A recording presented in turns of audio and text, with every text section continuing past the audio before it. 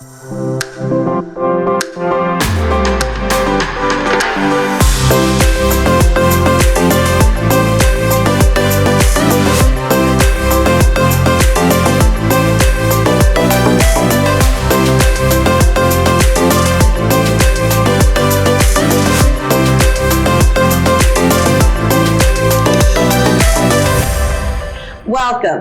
I'm Victoria Schneps, president of Schneps Media, but here, proud owner of Dan's Papers with my co-host, thank you, Jane Hansen, the Emmy Award-winning newscaster, and our series of TV shows are brought to you by Douglas Elliman's one and only Enzo Morabito. And we have him as a guest today. Yay! Welcome, Enzo. You didn't say that bit about Dan's Papers being the jewel in your crown. Oh, yes, I am so proud. We may own 88 newspapers, but the best, I shouldn't say that. No, you have many children, you have. I dare not say that. I erased that word, but I would say the jewel in my crown is Dan's. Why so few? Why so few? She has her own empire. I mean, if you want to talk about a great story of invention and creating her own life, this one's it. And we are so proud, too, to have. Would you introduce our wonderful title man? Yes, Chris Nuzzo's here, and he he works with you a lot. He has to do titles when you buy property, and it's always something you don't really think about that much until the day you find out that there's a lien, or there's a something, or the title isn't clear, and all of a sudden Chris is your best friend, and you're scared of what he's going to tell you next. Right, or the day that the buyer writes the check to the title company at the closing. Yes. And asks, what is title? Yeah. Okay, so we're going to jump right in with that. What is title? So title ensures the buyer's right to ownership, put as simply as possible. And what it does is we go through a chain of title, a deed chain, the ownership chain over a period of years, typically it's 40 years, and any judgments, liens, mortgages that may affect the property. And those are things that are typically dealt with and cleared up prior to getting to the closing case. So I want to hear a crisis case. Did you ever get to a closing and you discovered something, an hours or a day before and you didn't let the lawyers know before they knew? Sometimes things come up after a title report is sent out to the attorneys and everyone looks at it. A closing date's set and there are other things that can come up against the property. So we've had large judgments and liens that show up just prior to a closing that need to be addressed. Not necessarily something that was missed, but something that came on record after the original report was released. Now, it's very, very interesting. You know this. When it comes to title, Dune Road is like the biggest mess on the face of the earth. Really? Why? Right? Can be, yeah. Because a lot of families that have been there for many, many years, they could go to the bay, and the other ones could go to the ocean. Mm-hmm. And it was written on a handshake or a piece of paper. Never quite made it into the deed, but it's just been pre-existing. So at the end, as he says, when we're ready to close, and the person goes, "Where's my right of way to the bay?" And it's totally overgrown, and then you have to justify. That's a great example too, because we've done hours and hours or days and days at times of research trying to make sure that somebody who is a potential buyer has that right of access to the water. And out here, isn't that what it's about? That's everything. Yeah. Well, but you can't own the beach.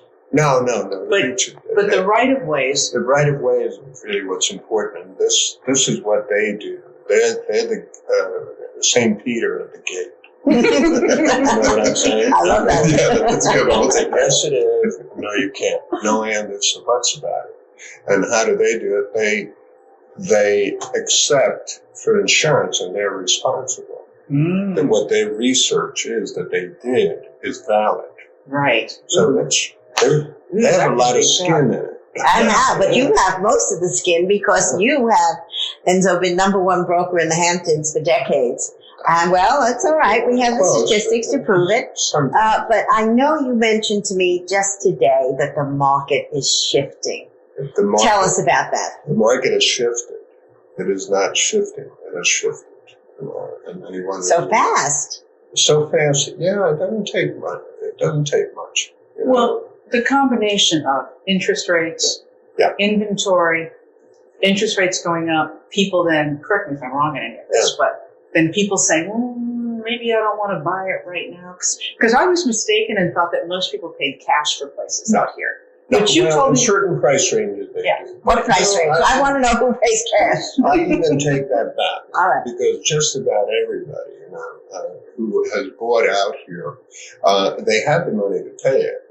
So you're buying a $5 million home, you're buying a $50 million home. So you take your money and go here when they can borrow the money that they're working with. Mm-hmm. So that's been one of the biggest driver, because they borrow the money and they keep their money, right? But they're getting a bigger percentage on for in other investments. They were doing financing and such, so it affects everything. Yeah, that's what we're seeing right now, and everybody's going like, "Whoa!"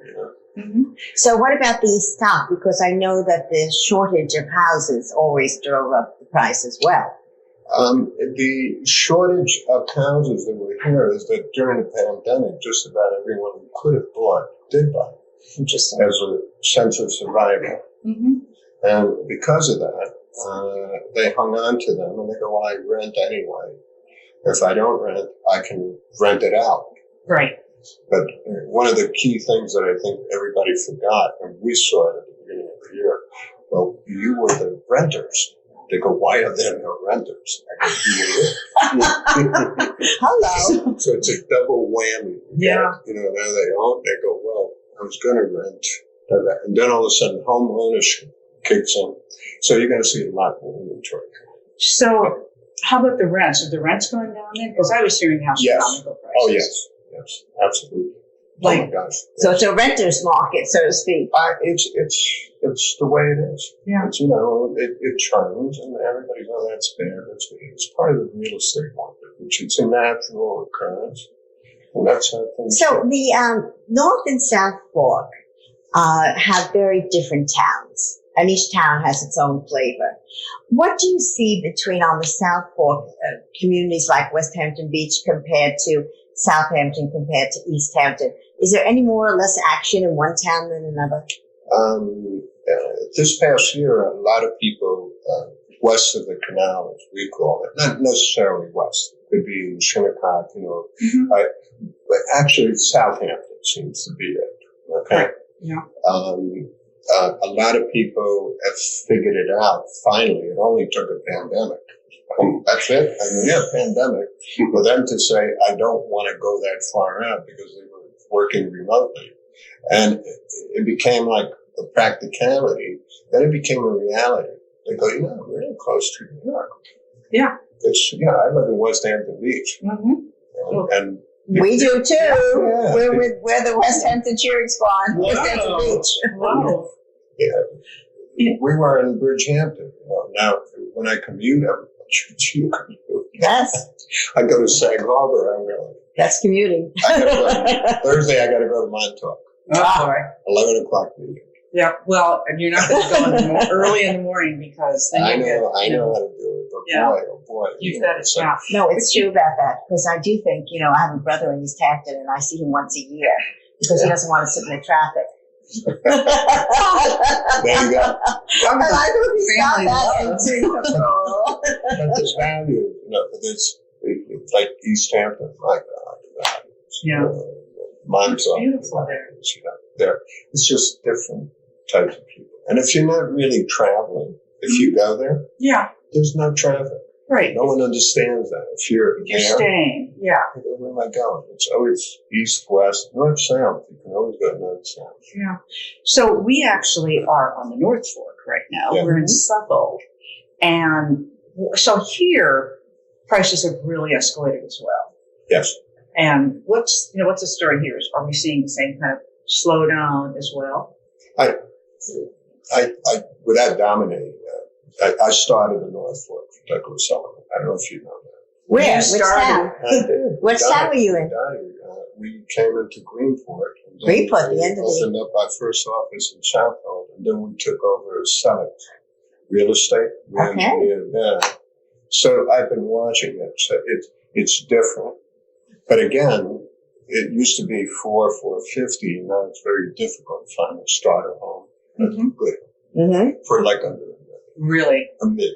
That seems to be it. So it's gone up. Different people, but because of the interest rate, a lot more people could qualify to do that.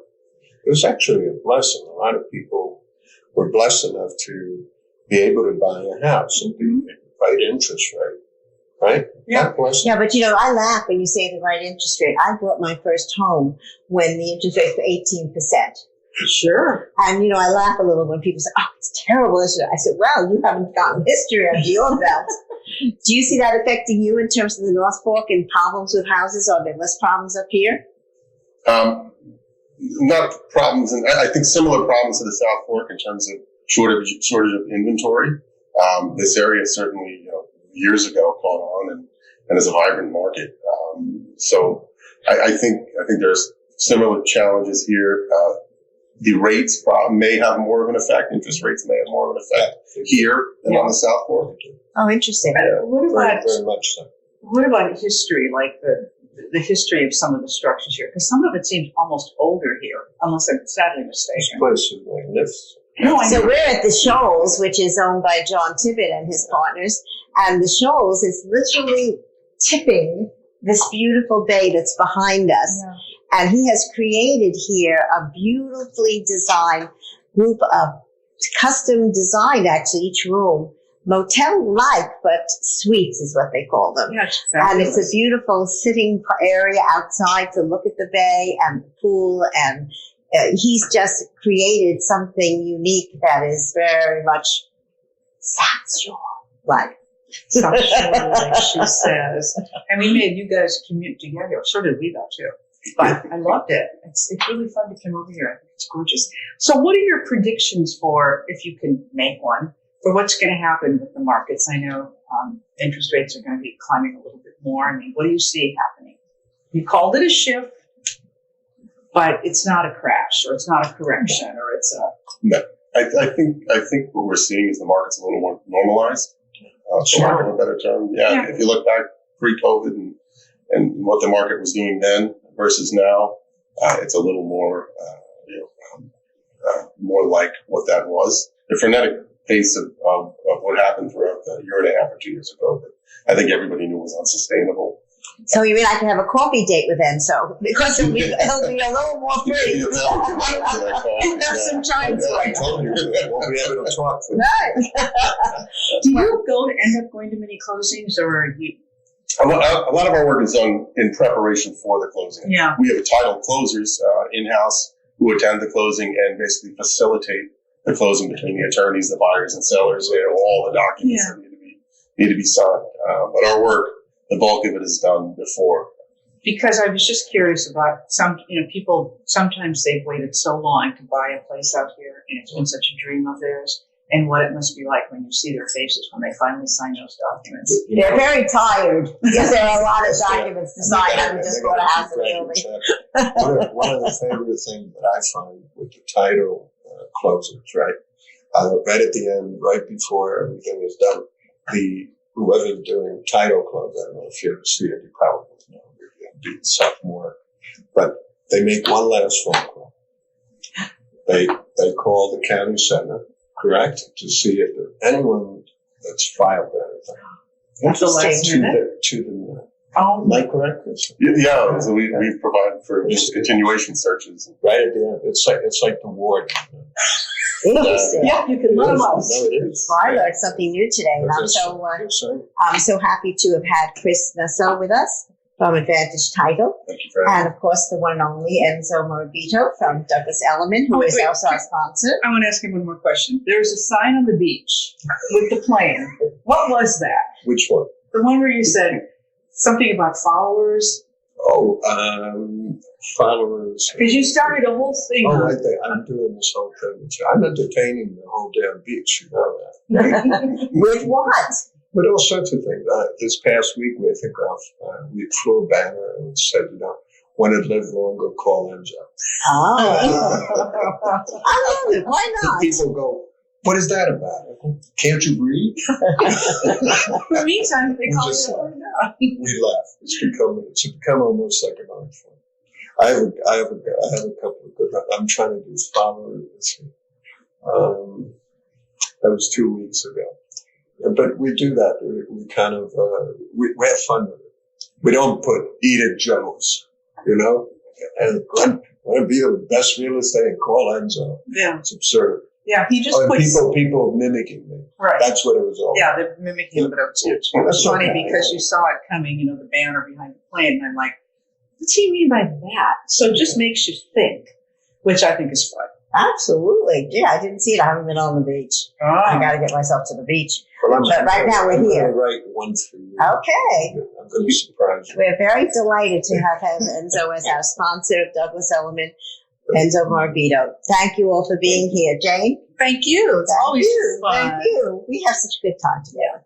And we'll see you next time. This is signing off, Victoria Schneps. And Jane Hansen. Till next time. Bye. Bye. Ciao.